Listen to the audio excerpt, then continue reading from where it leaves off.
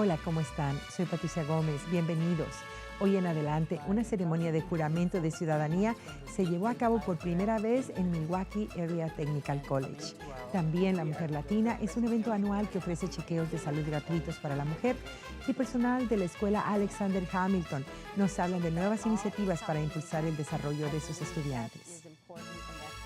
Después de varios años de trabajo y meses de preparación, MATC realizó la primera ceremonia de naturalización de la ciudadanía estadounidense en las instalaciones del Colegio Técnico en la ciudad de Milwaukee. Un día memorable donde el Servicio de Inmigración trabajó conjuntamente con este colegio técnico para acercarse más a la comunidad y celebrar esta ceremonia. Veamos esta historia de nuestro productor Johnny Muñoz. It is my pleasure to welcome you to today's naturalization ceremony. MATC is honored to host today's ceremony. I was approached by an ESL faculty member, Alexandra Topping, whose mother immigrated here from Greece. She approached me with the idea of being the host site for this. Someone must have spoken to her about the opportunity, so I said, absolutely, we're going to do this. My name is Kay Leopold, and I am the Field Office Director for the United States Citizenship and Immigration Services, the Milwaukee Field Office here in Wisconsin. About a year ago, she asked if we could conduct a citizenship swearing-in ceremony here at MATC. And of course, the president of MATC said yes, that would be a wonderful idea, and we've been working on it for about a year now. The events director and the media director of MATC and I have been working together to bring the people here. ESL, English as a Second Language. Some of the instructors here at MATC have participated in various outreach efforts that our office has had over the years, so I knew that MATC was one of the colleges that offered this and had a pretty big group of students that attended here for ESL. MATC is the state's largest technical college and served approximately 43,000 students annually. Our office, or our agency, USCIS, has been trying to go more into the community, more into getting involved and letting people know the process for citizenship, for naturalization. And therefore, I contacted MATC, those instructors, and the ball was starting to roll. And from that, I talked to Dr. Burke and some of the other deans here. And I also found out that last year MATC had their 100-year anniversary. So this was something that we thought could be the beginning of a partnership with MATC. We've been working closely with the Director of Immigration in Wisconsin, Kay Leopold, who has been at immigration in Wisconsin for many, many years. We've worked closely with her on immigration issues. She's a friend of immigrants. She's a great supporter and advocate of immigrants. La oficina de los colegios técnicos provee financiamiento para 23 programas que ayudan a inmigrantes a que se preparen a aprender inglés y también a que reciban educación cívica. Y dentro de la educación cívica, uno de los servicios es ayudarlo a que se preparen para tomar el examen de la ciudadanía. We've been teaching citizenship preparation classes now for about 15 years. We offer the class once a year usually, sometimes twice a year. And the class is a comprehensive class. We do everything in the course, starting with the 10-page application for citizenship. We fill out the application. We help the students to send everything that's necessary to immigration, their application, their photos, their photocopy of their green card, everything we help the students mail in to USCIS, the immigration offices, so that they can start the citizenship process. Es un programa que hemos estado financiando desde 1998 con la publicación de lo que se llama el Adult Education Family Literacy Act, y a través de ese acto, pues el gobierno federal, a través del Departamento de Educación, provee financiamiento para proveer el aprendizaje de inglés como segunda lengua, tercera o cuarta, y también para proveer educación cívica, con la intención de que los inmigrantes y los refugiados pues se puedan integrar a la vida económica, cívica y lingüística de las comunidades donde viven. Es el mayor propósito de este programa.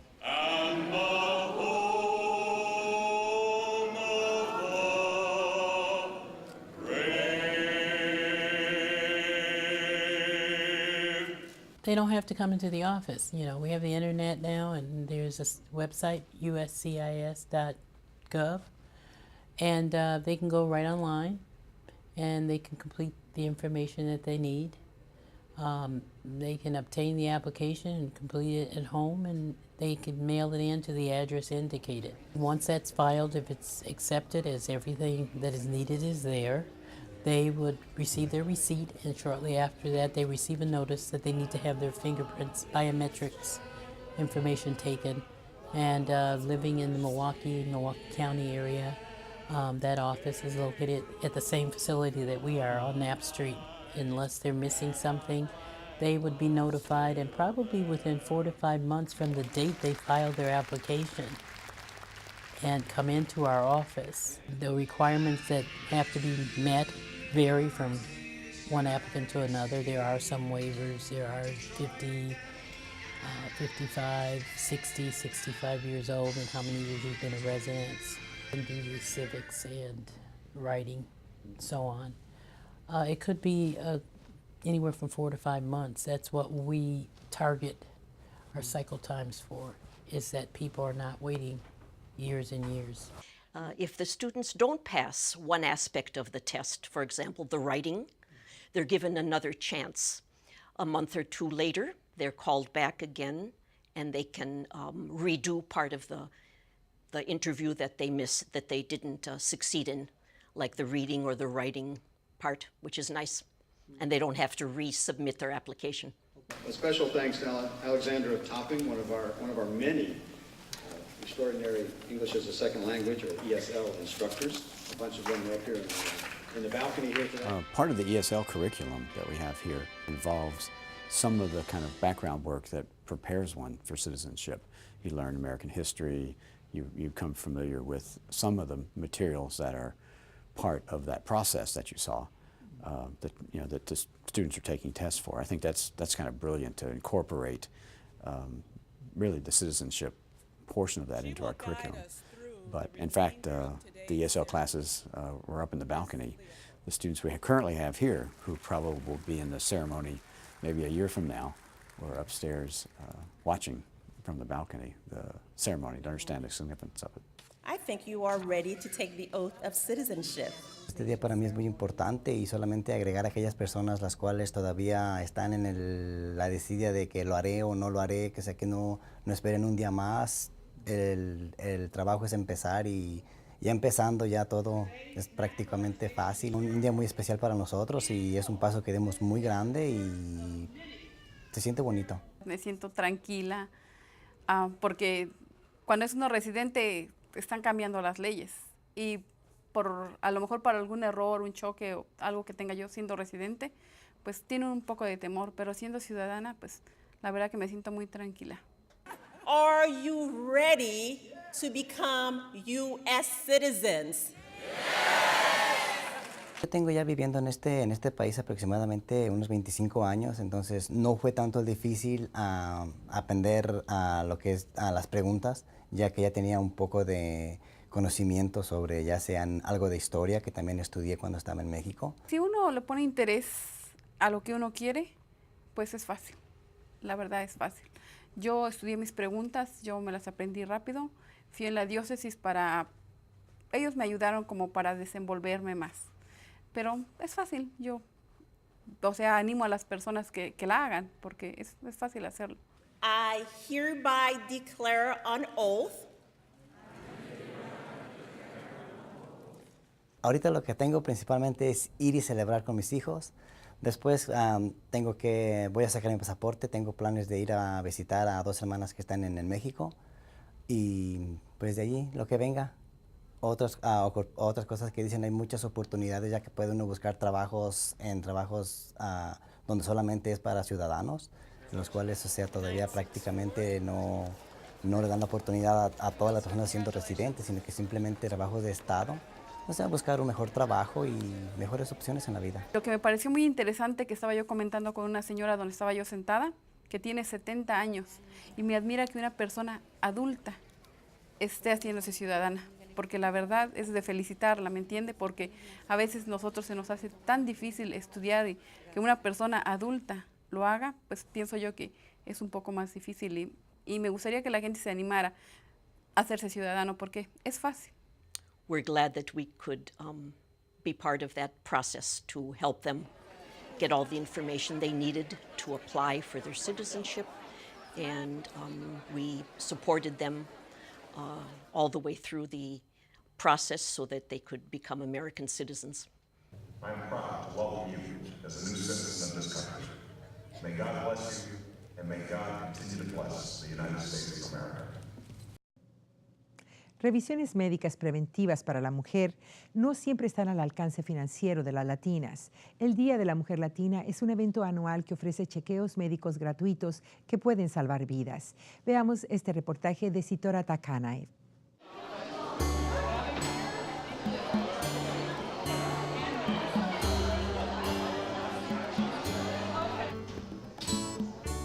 Muy buenos días, buenos días. ¿Cómo está? Muy bien, ¿y ustedes? Bien, bien. ¿Ha sido registrada?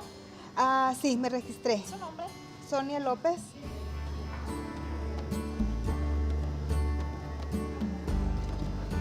Muy bien, gracias. Gracias.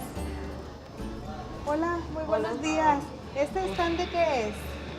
Este stand es de la Alzheimer's Association, educando a las personas sobre esta enfermedad.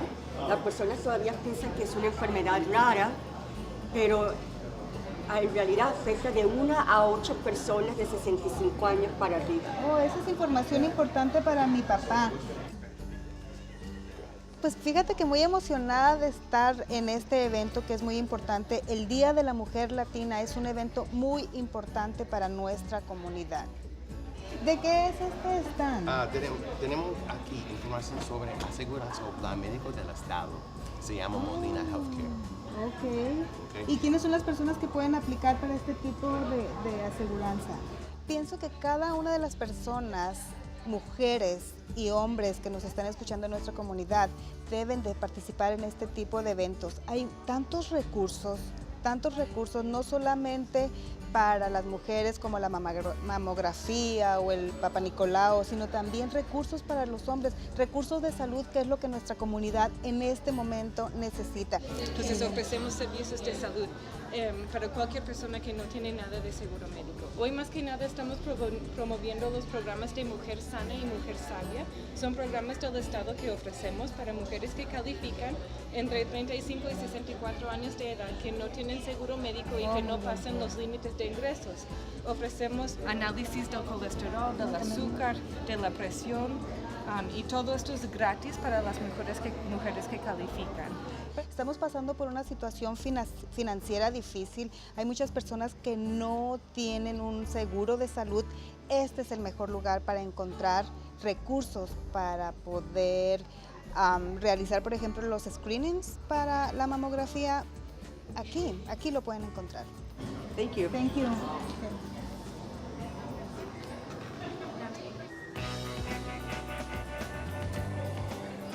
Hello. Hi. How are you? Have a seat. Are you here to learn about blood screening and find out what your blood type is? Yes. All right. Have you ever been a blood donor? I have donated blood once before. Awesome. Good for you. A lot of people from the community, this is a great event to come just because of all of the things that are offered, and they're free. A lot of people in our community nowadays can't afford insurance, health insurance, so this is a great opportunity to come in and look at those things. You are the highest percentage of the population are actually O positive. Get those tests done that they're not able to get done, and have some peace of mind, and things that they're wondering or don't know that are out there, they're able to come here and check it out. Thank you. Okay. I'm Maria from the HIV department of the 16th Street Nice to meet Center. you. So we have tons of information here, not just about HIV, but of other STDs and information that you're able to take home. Okay. Nosotros en la Sociedad Americana del Cáncer hemos estado ofreciendo el evento del Día de la Mujer Latina por 7 años en este momento. Yo he estado conectado a este proyecto por los pasados 6 años para ofrecer educación sobre el cáncer, la prevención de este y también las maneras en que podemos cambiar nuestro estilo de vida para promover un estado de prevención de cáncer y otras enfermedades crónicas. This is what we're doing here today. We are doing clinical breast exams for women. You have to be 18 years old and over to be able to have one. So what we're going to do, I need you to fill out this form. The top part first, highlighted area. Yo pienso que este programa va a impactar a las mujeres porque ofrece la oportunidad de que se eduquen sobre prácticas preventivas del cáncer, mientras que ofrecemos también exámenes para que las mujeres determinen si tienen que buscar tratamiento, porque el cáncer se puede tratar más efectivamente si se detecta temprano. So what's going to happen, if you have any problem at all, we'll be giving you a call on Monday or Tuesday. And what will happen, there are programs all over Milwaukee that you may be able to go into, but we'll navigate you to exactly where you need to be. Okay? So I get no answers today. I have to wait for a phone Well, call. yeah, you get answers. The answers what you find out today is whether you have a normal clinical breast exam, which would be great. But if there are some problems, then on Monday when everything is open, clinics that are open, then we'll give you a call to help you get scheduled. This is just a great event. You don't have to make any appointments. This is a fun event where you're able to see many things at the same time. You can come in with all your family, friends, and look at the tables, get some, free stuff, and enjoy the day as you get some good information and education. Mis palabras finales para la audiencia serían que venir a un evento como este te va a proveer educación, te va a proveer algo que tú puedes pasar a tus hijos para que puedan cuidarse mejor en su salud día a día, mejorando sus hábitos nutricionales, sabiendo que es un peso saludable, sabiendo qué exámenes, dependiendo de la edad, tienen que tomar para prevenir el cáncer. Aparte de eso, también es un evento comunitario y hay diversión para los niños. También hay servicios de otras organizaciones como la Clínica 16. También tenemos el Departamento de Salud y el programa de Wisconsin Well Woman que provee tratamiento para mujeres que no tengan seguro médico, para que obtengan exámenes que pueden salvar su vida. Las mujeres de todas las edades deben tomar seriamente el cuidado de la salud. Para más información, usted puede visitar www.cancer.org, /MIACS, /MID, West, Programs and Services, Events Page. Por otra parte, la escuela Alexander Hamilton en el distrito de Milwaukee está llevando a cabo varias iniciativas para impulsar el desarrollo de los estudiantes. Personal de esta escuela nos hablan de estas iniciativas.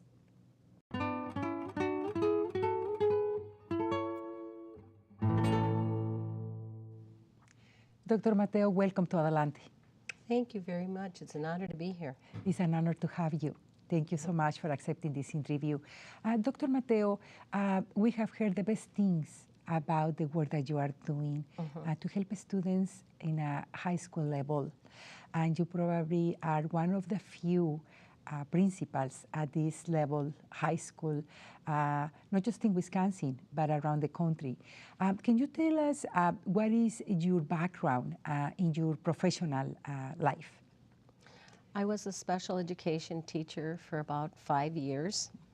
And then after that, I became an assistant principal at South Division High School. And for the last 20 years, I've been a principal. And I am working at Alexander Hamilton as the principal. Dr. Thornton asked me to go to Alexander Hamilton High School and be able to transform one more school. And I said to him that this would probably be my last school that I'm going to transform. The first school that I transformed was South Division High School. And we did that, and we had a wonderful administrative team that work together very closely to transform the school. Then I went to Riverside University High School. Then I went to Rogers Street Academy, and now I'm at Alexander Hamilton High School. Dr. Mateo, Hamilton High School is probably the largest with 1,900 students. Am I okay with that number? Right now we have about 1,700 students, but it is the largest high school in the district. And it's my understanding that you are one of the few females principals in the system, in the district, and probably the only one. Is that true too? I am the only Hispanic principal in the district, and in fact probably the only Hispanic in the state of Wisconsin at the high school level. What are the challenges? I will talk about later. I will ask you about the ingredients to be able to handle such an important challenge. But right now, what are the most difficult things that you have had to handle in order to achieve all the things that you have been doing during all those years? I think the most difficult part about my job is being able to do everything and do it well. And so the way that I've been able to do this is to develop systems, academic systems that have to be put in place, and we have to monitor those systems. Also, there have to be systems in regards to climate. We have recognition for students as well as for teachers. And that climate piece is very important, and you have to be very consistent with it. One of the biggest challenges in every level of education is behavior, but in high school is a very special challenge. Do you have a system? Do you have a method to deal with it? Yes, I do. I believe it's a form of respect that you need to have, not only for our teachers and staff, but also for the students. The students at Alexander Hamilton High School might think that I'm a little tough, but they know that I really care about them. And that's the difference, because then they respect you. If they know that you really care about them, they know that that respect level is there, and they will do what they're being asked to do. Students at high school level are very sharp, smart, and sensitive. They can tell the truth. They can tell what is truth and what is not. Is that the key that you are talking about? Absolutely. I believe that the students can see right through you. And they can see if you really mean business and if you really care about them. And my belief has always been that I've never had students really disrespect me because of the fact that I form good relationships with them. And then they know that I'm in charge of the school. And so that makes a huge difference. Dr. Mateo, the other challenge is teachers. I have known some of those who have worked with you, and they know that they need to work really hard when they are part of your team. But at the end, they respect you, and they really learn how to grow, in the profession. How do you handle the teachers part of the equation? I have very high expectations for my teachers.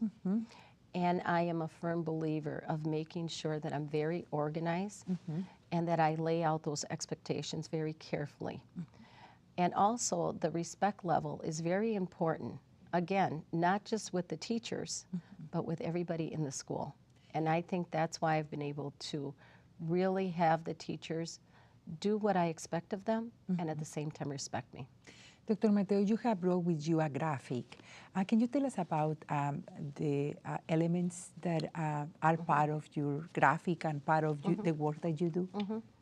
What I do is when I'm trying to transform a school, I take a look at leadership and what I need to do as a leader. And then I have the academic piece in which I put a plan in place. And when I put the plan in place, I lay it all out for the teachers and for all staff members. I also do that with the students. And then there's the climate piece, and that's the piece where parent involvement is key, and also the student participation. I have grade level meetings with students often in the auditorium, And we talk about expectations, and we talk about grades and what they have to do in order to be a good student at Alexander Hamilton High School.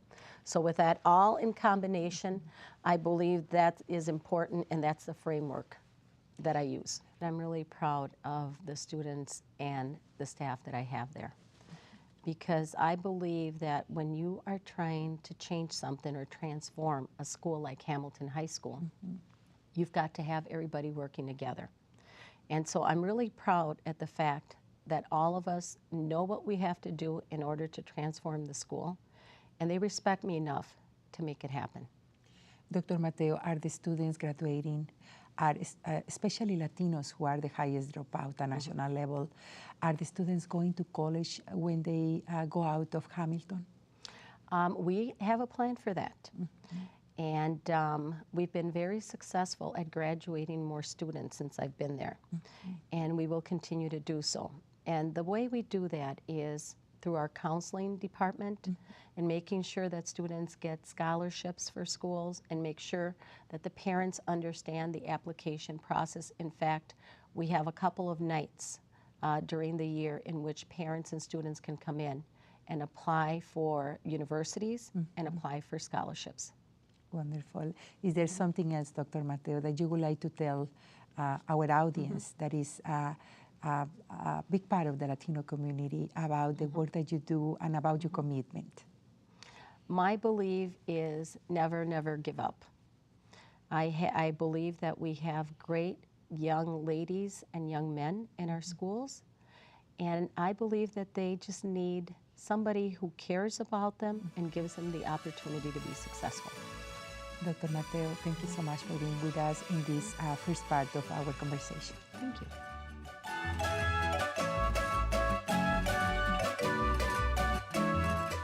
Y al final de un programa más de Adelante, por favor déjenos saber sus comentarios en nuestro teléfono 297-7544 o escríbanos a nuestra dirección de correo electrónico en adelante@matc.edu y visítenos en nuestro sitio del internet en mptv.org y en Facebook. Sintonícenos en Milwaukee Public Television canales 10.1 y 36.2 todos los martes a las 6:30 de la tarde y en canal 36.1 los miércoles a las 12:30 de la medianoche y los domingos a las 6 de la tarde. Y en MPTV VM 10.3 los viernes a las 6 y 6:30 de la tarde y los domingos a las 8 de la mañana. Soy Patricia Gómez. Gracias por acompañarnos.